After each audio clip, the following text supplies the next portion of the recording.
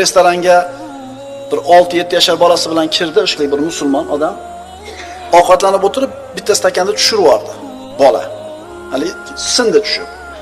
Ofisant qiz kelib, hali bolani urishib berdi. Ehtiyot bo'lmaysanmi? Nima qilganing bu? Sindi mana stakanda o'di, haligi otasi to'xta dedi. To'xta dedi. Nech pul turadi stakaning dedi. Stakanim paloncha so'm turadi. Shart qo'liga ikkita stakanda pulini berdi-da, haligi ofisant qizni qo'lida turgan stakanda ikkinchisini olib berib bolasiga tasha buni ham dedi. Sindirdi, to'lab chiqib ketdi. Ya'ni bolasini bo'ynini qisilishligi, qo'rqoq bo'lishligini oldini olyapti. Biz stakan sindiringlar demoqchi emasmiz. Bizda bo'ladi, piyolani sindirib yuboradi, ovqatni to'yib yuboradi, bir narusheniya qilganda sirazi nima bo'ladi? Piyolasi sinib ketganda yoki bir qandaydir biror bir jihozingizga talofat yetkazganda darrov kalta beriladi. Aytingchi, bolangiz yuragini sindirishlik hisobiga bitta piyolani saqlab qolishlik arziydimi? Ota-onalarda o'zini tarbiyasi yo'q.